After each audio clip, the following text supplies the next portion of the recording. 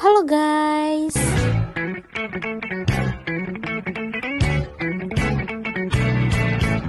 Oke, standby, kamera ready, sound ready, 3, 2, 1, action. Assalamualaikum warahmatullahi wabarakatuh. Halo semua, perkenalkan nama saya Kartika Witu Farha dengan NPM A1I024009. Di sini saya akan menjelaskan tentang pembelajaran materi kelompok 5, yaitu evaluasi model pembelajaran digital. Pengertian pembelajaran digital. Pembelajaran digital adalah proses belajar mengajar yang memanfaatkan teknologi digital sebagai media utama dalam penyampaian materi, komunikasi, serta evaluasi pembelajaran. Dalam pembelajaran digital, guru dan peserta didik menggunakan perangkat teknologi seperti komputer atau laptop, smartphone, tablet, internet, dan aplikasi pembelajaran. Tujuan pembelajaran digital adalah mempermudah proses belajar agar lebih fleksibel, menarik, dan efektif. Peserta didik dapat belajar kapan saja dan di mana saja, tempat tanpa terbatas ruang dan waktu.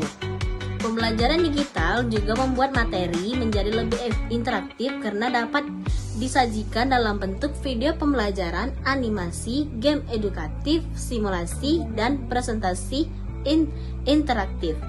Hal ini membantu peserta didik lebih mudah memahami materi karena pembelajaran tidak hanya berupa penjelasan lisan atau tulisan saja. Yang kedua yaitu blended learning. Apa sih blended learning itu? Blended learning merupakan gabungan antara pembelajaran tatap muka dengan pembelajaran digital. Contohnya, yang pertama guru menjelaskan materi di kelas. Setelah itu, peserta didik mengerjakan tugas melalui aplikasi online. Model ini dianggap efektif karena menggabungkan kelebihan pembelajaran langsung dan teknologi digital. Kelebihan yang pertama yaitu interaksi langsung tetap ada. Yang kedua yaitu teknologi membantu memperkaya pembelajaran. Yang ketiga yaitu peserta didik lebih aktif. Kekurangannya yaitu membutuhkan persiapan yang lebih banyak dan guru harus mampu menggunakan teknologi. Adapun yang ketiga yaitu mobile learning. Mobile learning adalah pembelajaran yang menggunakan perangkat mobile seperti smartphone dan tablet sebagai media belajar.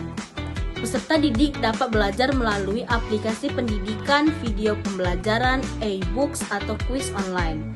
Kelebihannya yaitu praktis dan mudah dibawa. Belajar bisa dilakukan dan kapan saja. Kekurangannya yaitu peserta didik bisa terdistraksi media sosial dan atau game. Dan tidak semua anak memiliki perangkat yang memadai. Yang keempat yaitu virtual learning. Apa sih virtual learning itu? Virtual learning adalah pembelajaran daring yang dilakukan melalui ruang kelas virtual menggunakan aplikasi konferensi video. Contoh aplikasinya yaitu Zoom, Google Meet, atau Microsoft Teams. Dalam virtual learning, guru dan peserta didik dapat bertatap muka secara online dan berdiskusi langsung serta presentasi materi secara virtual. Kelebihan dari metode ini yaitu tetap bisa belajar meskipun berjauhan dan terus komunikasi berlangsung secara langsung. Kekurangannya yaitu boros kuota internet dan sering terkendala jaringan. Adapun metode evaluasi pembelajaran digital. Evaluasi pembelajaran digital dilakukan untuk mengetahui apakah tujuan pembelajaran telah mencapai atau belum, yaitu dengan cara yang pertama tes online. Tes online dilakukan melalui platform digital seperti Google Form, LMS, dan Quizzes. Tujuan untuk mengukur pemahaman peserta didik terhadap materinya. Kelebihannya yaitu praktis, hasilnya cepat diketahui. Kekurangannya yaitu potensi menconteknya lebih tinggi. Dan yang kedua ada juga kuis digital. Kuis digital digunakan sebagai evaluasi formatif atau evaluasi awal untuk mengetahui pemahaman peserta didik secara cepat. Contoh aplikasinya yaitu Kahoot dan Quizizz. Kuis digital membuat pembelajaran lebih menyenangkan karena berbentuk permainan. Terus ada juga angket atau kuesioner, yaitu metode ini digunakan untuk mengetahui pendapat atau respon peserta didik terhadap pembelajaran digital yang telah digunakannya. Misalnya, apakah pembelajaran mudah dipahami, dan apakah media pembelajaran itu menarik atau tidak. Hasil angket membantu guru memperbaiki proses pembelajaran. Dan ada juga penilaian proyek. Peserta didik diminta membuat karya tertentu seperti video, presentasi, dan proses digital. Metode ini bertujuan melatih kreativitas dan keterampilan peserta didik. Adapun observasi aktivitas belajar, guru mengamati keaktifan peserta didik selama pembelajaran online. Misalnya aktif bertanya, menjawab pertanyaan, berdiskusi di forum virtual. Metode ini membantu guru untuk mengetahui tingkat partisipasi peserta didiknya. Dan yang terakhir yaitu portofolio digital. Portofolio digital adalah kumpulan hasil karya peserta didik yang disimpan secara online. Contohnya yaitu tugas, foto kegiatan, dan video hasil belajar. Portofolio digunakan untuk melihat pembelajaran belajar peserta didik dari waktu ke waktu. Adapun kelebihan pembelajaran digital yaitu yang pertama, fleksibel. Peserta didik dapat belajar kapan saja dan di mana saja. Yang kedua, akses sumber belajar yang luas. Informasi dan materi mudah diperoleh melalui internet. Dan yang ketiga, materinya lebih menarik karena pembelajaran menggunakan video, animasi, dan media interaktif membuat peserta didik lebih tertarik belajar.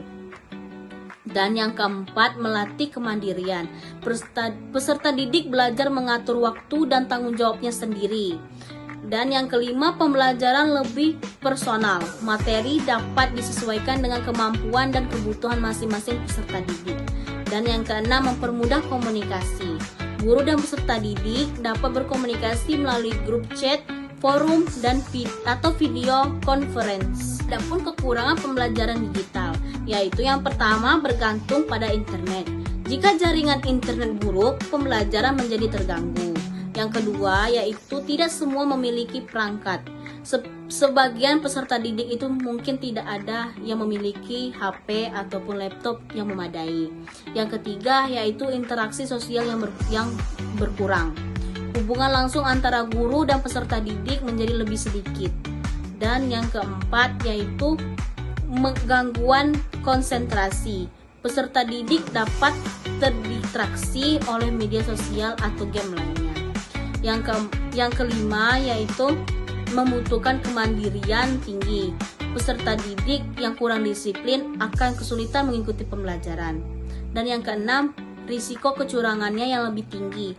Karena dalam evaluasi online, peserta didik lebih mudah mencari jawaban dari internet atau bekerja sama dengan temannya. Dapat kita simpulkan dalam materi pembelajaran kita, yaitu pembelajaran digital merupakan inovasi pendidikan yang memanfaatkan teknologi untuk membantu proses belajar mengajar menjadi lebih efektif dan modern. Model pembelajaran digital seperti e-learning, blended learning, mobile learning, dan virtual learning memberikan kemudahan dalam pembelajaran.